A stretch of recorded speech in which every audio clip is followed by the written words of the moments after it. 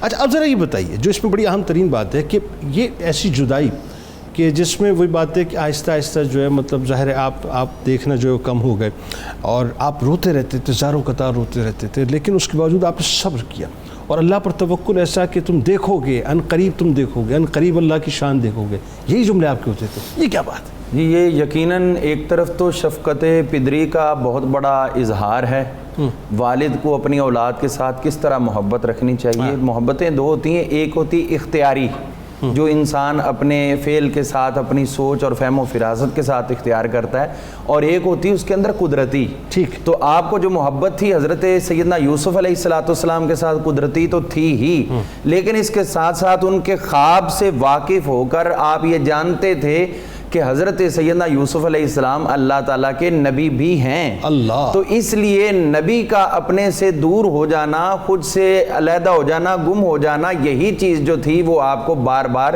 پریشان کرتی تھی، اور اتنی زیادہ پریشانی تھی اس بات کی آپ کے ذہن پر.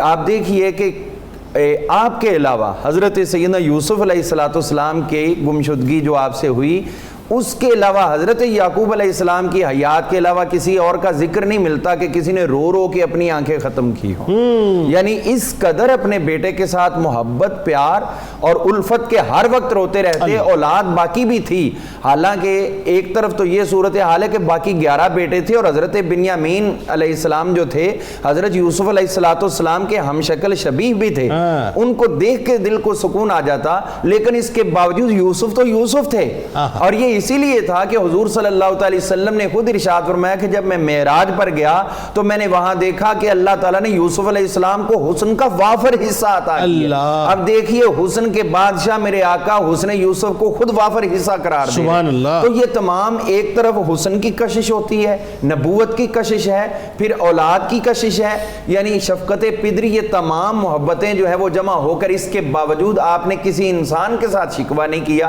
بلکہ یہی اللہ تعالیٰ کے حضور انما اشکو بسی و حزنی الی اللہ، اپنے غم کا. چونکہ لوگ جو ہیں وہ ان کے لیے غم گسار نبی ہیں، اور نبی کے لیے غم گسار خود رب کائنات کی ذات ہوا کرتی ہے. اسی لیے حضور صلی اللہ علیہ وسلم کی ذات طیبہ پر جب پریشانیوں کا کوہ گراں ٹوٹ پڑتا تو اس وقت آپ بھی توجہ الی اللہ کرتے، اور اللہ تعالیٰ آپ کے ساتھ پیار محبت کی باتیں کرتے. اور دیکھیے کس طرح یہ کر رہے ہیں، ادھر اللہ تعالیٰ نے بھی تو یہی کہا حضور علیہ السلام کے پیار محبت کو پھیلاتے ہوئے، لو کنت فظا غلیظ القلب لانفضوا من حولک، اگر آپ تند خو ہوتے، سخت مزاج ہوتے، اتنے لوگ کبھی جمع نہ ہوتے. یعنی انڈائریکٹلی سمجھ لیں کہ اللہ تعالیٰ، یہ وہی جملے ہیں جو حضرت سیدہ خدیجہ الکبریٰ نے کہے تھے جو پہلی وحی پر، کہ آپ تو غریبوں کے غم گسار ہیں، آپ جو ہے وہ بیواہ عورتیں جو ہیں ان کے اوپر اتنی شفقت کرتے ہیں کہ ان کے کھانے پینے کا ان کا تمام آپ کر. اور یہی چیز کو اگر الٹا کے اس آیت کے اندر دیکھیں تو یہی نظر آتا ہے کہ اللہ فرماتا ہے آپ تو اتنے نرم مزاج ہیں، آپ کے اندر تو اتنی خوبیاں، تند خو تو ہے. حضرت سیدنا یعقوب علیہ السلام کا جنید صاحب یہاں پر میں یہ بات کہنا ضروری سمجھتا ہوں، ایک طرف محبت ان کی تھی اور دوسری طرف محبت اپنی بقیہ اولاد کی بھی تھی. اس کے ساتھ ساتھ اس چیز کو حضرت یعقوب علیہ السلام نے زندگی میں کسی بھی لمحے فراموش نہیں کیا کہ ایک بیٹے کی محبت غالب کر کے دوسروں کو ہمیشہ متون کرتا رہو اور سزا دیتا رہو.